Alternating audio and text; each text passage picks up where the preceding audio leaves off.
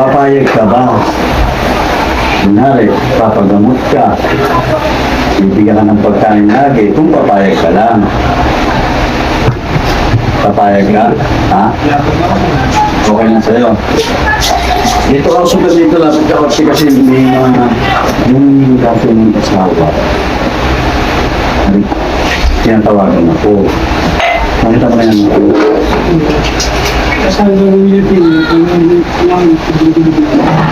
Ang laki na rin ang dalaga. Yung gusto kong mangyari, gumaling ka. May sakit ka. Ha? Kasi kailangan gumaling. Tapos pag gumaling ka na, may trabaho ibibigay sa iyo para hindi maayos yung buhay. Kaya ka, magpapakain ka lang ng manok. Diba? Kaya ka? Halimbawa, ano? Basta lagi ka kasi kumula dito, gusto ko muna kasi nangyari. Binibigyan nila ako ng amin eh. Pagkain mo eh. Para tumaga ka rin. Sarado mo yung pitay na, email na. Diba? Isipin yung asawa mo. Nag-chat sa akin. Alam mo, sabi niya sa akin, kuya, alagaan mo yung asawa ko. Kasi, yan. Ito yung anak niyo, laki na. So, ngayon, paano natin sila harapin kung ang payat mo?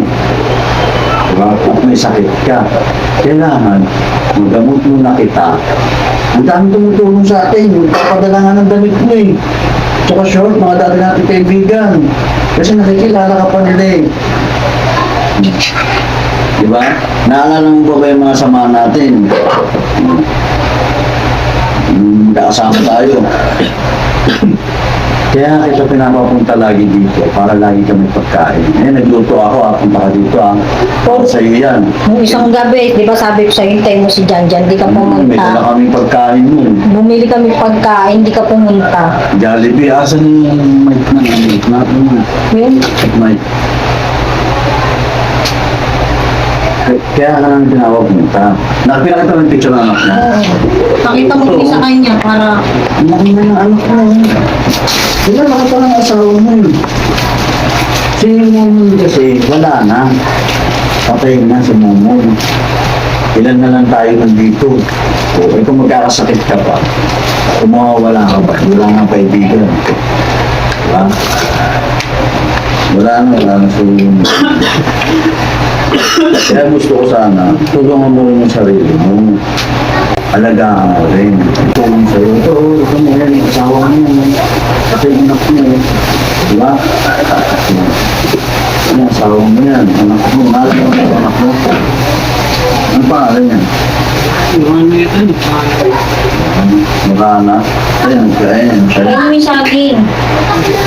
Ayan, maliit. Hindi kain ka. Kumain ka na ba? Hindi kain ka sa akin para lumakas ka. Meron ka pa dito, ito. Grocery yan. Pagka gutom ka, punta ka dito. Bibigyan ka pagkain. Ha? Lagi ka dito. Kasi hindi maayos yung buhay mo. Pagka tumaba ka na, ibibigyan ka ng trabaho. Pagpapakain lang ng manok. Tsaka puntahan natin anak mo. Puntahan natin ang anak ko. Ha?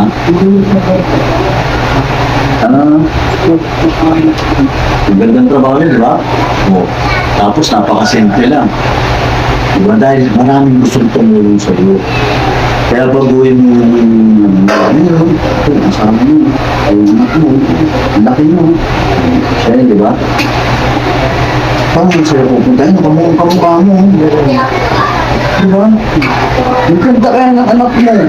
Ano mo? Ayun. Ngayon, ang laki niya na. Gusto mo ba makita anak mo? Tapos lagi kang matutulog. Hanggat lagi matutulog kasi yan ang magpapalakas sa iyo eh. Ngayon na may pagkain dyan. Tanong mo gusto niya makita anak niya. Ha? Gusto niya makita yung anak niya? Hindi, takot ako kasi Yung itsura niya daw kasi. Yung itsura mo, di ba? Matakot ka, naiyakan. Kaya nga namin pinapapunta dito para tumaba ka. Di ba? Ayusin natin yung buhay mo. Walang posible. Gagawin natin maayos yan. Bata ka pa, magkasidad lang tayo. Tapos, pagka maayos ka na, ang trabaho mo, bibigyan ng trabaho. Okay lang ba sa yun? Magpapakain ka lang ng manok. May oras yun, tuwing umaga, tanghali, hapon. Di Pag ba? magaling ka na, okay ka na, punta natin anak mo. Oo, papasyan na tayo. Di ba? Punta mo na ako dito lagi. Nandito may pagkain ka dito. Kalimutan pumunta. Huwag mo kakalimutan. Pwede ka mong salita dyan, no? Tao po, ganun lang. Kasi minsan nakikita lang kita bigla eh. Ito, tignan mo yung CCTV dyan. May CCTV dyan. Kaya ka namin nakikita, napapansin. Pero kung walang CCTV dyan, hindi ka namin mapapansin eh. Ito pa lang. Tao po. Huwag ka mahiya. Hindi ka niya. Ha? Kaya tulad yan. Ilan ang short mo? hindi pa mga Kasi bibilang pa kita ng short. Ha? Tsaka damit mo. Bukas bibili kami ng short.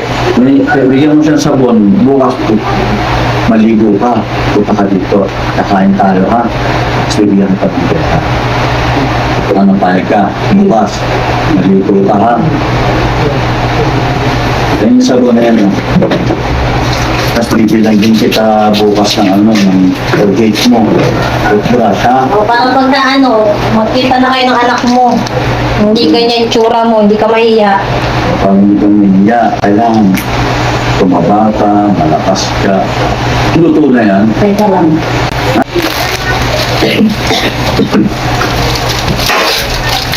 Tsaka huwag ka na mag-yosi. Ayaw niya yung mag-yosi ka. Parang tumaba ka daw kasi nga, pagka tumaba ka na, gumaling ka na, pupunta tayo sa anak mo. Andyan lang anak mo sa malapit.